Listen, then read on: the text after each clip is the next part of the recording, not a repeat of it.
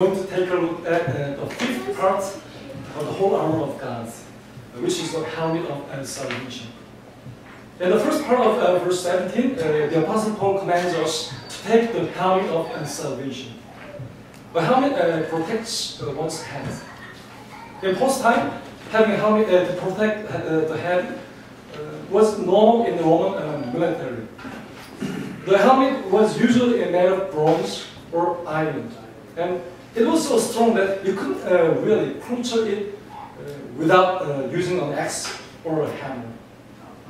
The head is one of the most important parts of your body. If you damage your head, it could be fatal. Even today, protective gear for the head is very important. When you ride a bicycle or a motorcycle, you are required by law to wear a helmet. It's mandatory. Other protective gears aren't required by law, but helmets are required. And when you're doing some extreme sports, you need a helmet.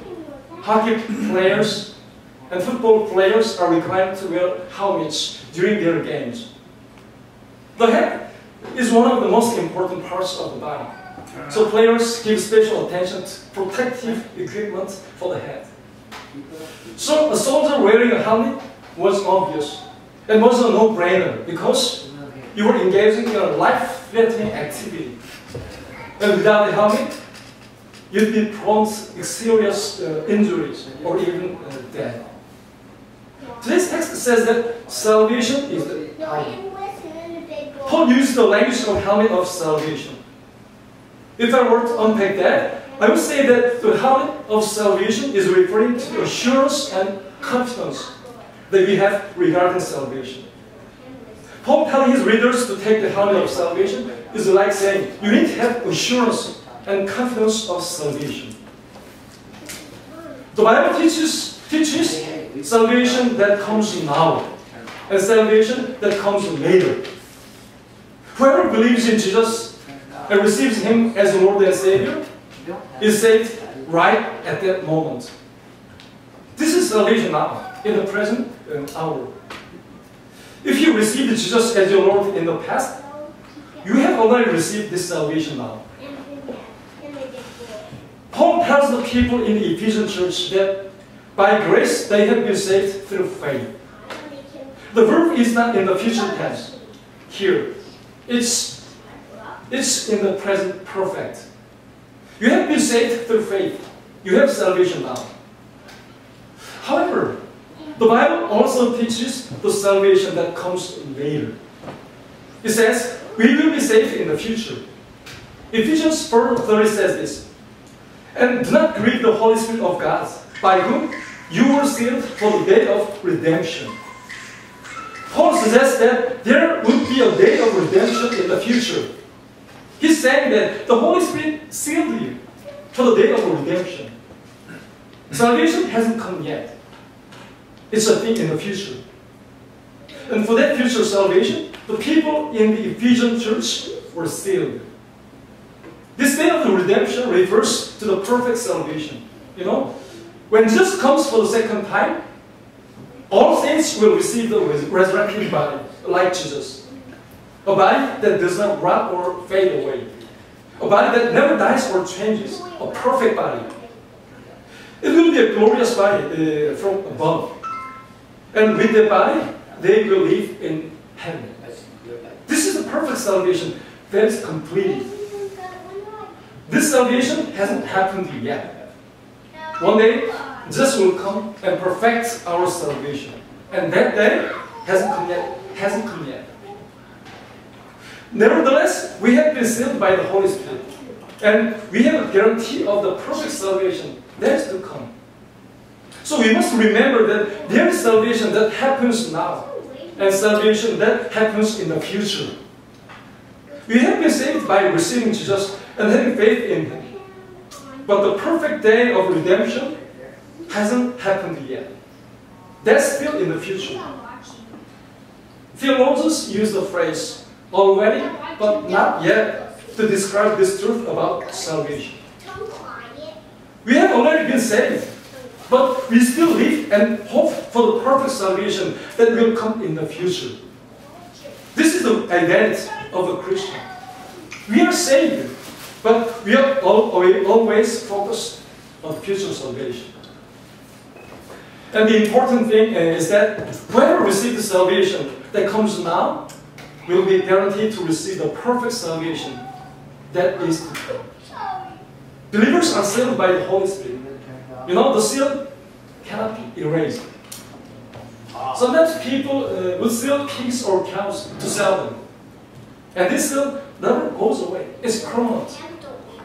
Likewise, God sealed all believers, so our salvation cannot be cancelled. God will protect us through His power and authority, so that we may enter into heaven. We have guaranteed salvation. We cannot guarantee our own salvation, but the mighty God can. In Romans chapter 8, verse 35, Paul says this about salvation. Who shall separate us from the love of Christ? Shall tribulation, or distress, or persecution, or famine, or nakedness, or danger, or sword? Paul is saying that nothing could separate us from Christ's love. Not tribulation, distress, persecution, famine, nakedness, danger, or the sword. Not even that. Not even Satan himself could separate us from the love of Christ. The mighty God guarantees our salvation. Therefore, nothing can separate us from the love of Christ. Our salvation is 100% guaranteed. Thus, Christians must believe that God will lead our salvation into complete salvation. God will bring into heaven all those who have received salvation here on earth. We need to believe this and be confident in it. We must hope for the complete salvation. This is the helmet of salvation our text is talking about. We need this helmet to go to battle and keep our heads up without shriveling up before the devil. This last April, Somali Islamic terrorist group attacked a university in Kenya and killed nearly 150 students. These terrorists were primarily targeting Christian students. They took students and asked whether they were Christians or Muslims. And if they answered Christian, they killed them on the spot. There are some students who were killed after boldly stating that they were Christians, even at gunpoint. We're talking about some amazing courage here. The reason these students were able to be so bold and courageous was because they had taken the helmet of salvation. They knew that even if they died, they could enter into heaven and live eternally. So they were able to boldly tell them the truth about their faith instead of cowering away. Because they had on the helmet of salvation, even threatening them with a gun couldn't make them fearful. You know, the strongest person on earth is a person who doesn't fear death. If you don't fear death, nobody can defeat you. When a Christian puts on the helmet of salvation, he or she becomes a person who doesn't fear death. Acts chapter 7 records an account of the first martyr in early church history. This is a story about Stephen. He proclaimed a message about Jesus being the Lord before the Jewish council, and he pierces their hearts with his message. He called them out. He called the Jewish council resistors of the Holy Spirit. He called them murderers of the righteous one. Who is Jesus? He knew that he would die if he proclaimed such a message, but he proclaimed it boldly. He had the assurance of salvation. That's why he was able to do these things. He knew that even if he died here, he would go into heaven.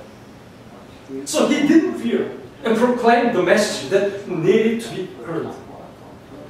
Then God shows Stephen his glory and Jesus standing at the right hand of God. God shows him heaven. And Stephen is stoned and murdered watching this glorious heaven. because of his assurance of salvation, he was able to find courage even in the face of death. This is the power you have access to when you take the helmet of salvation. Therefore, friends, please put on the helmet of salvation. Have the assurance of salvation and hope in it. We already received salvation by believing in Jesus Christ. We are already God's children. Nothing in this world can separate us from God's love, Christ's love. God takes care of our lives. And the eternal kingdom of God that is to come is also assured. You know, the life we live here on earth is short, but heaven is eternal. Death cannot stop us from entering into heaven. If you die now, we get to go into heaven right away. Even if the body fades away, the soul will be in heaven. And in the second coming of Jesus, on the final day, we will be given the glorious resurrection body, and live in a new heaven and new earth. You must have assurance of this. You must be confident in it. The devil will continue to attack you here on earth. He could attack you with material needs or health issues. He could attack you with persecution or pain. He could attack you with evil pleasure and joy. You are targets of the devil's attack. However, if you realize that the life here on earth is going to pass away, and that you are sojourners here, and if we have assurance of salvation and hope for the eternal kingdom of God, then we will not fall before the temptation of evil. When our hearts are filled with God's complete salvation, instead of the things of this world, the devil cannot defeat us. Because we have the helmet of salvation on, the enemy cannot touch us. I want to contemplate whether you have taken this helmet of salvation or not. Please stand with me now for closing prayer.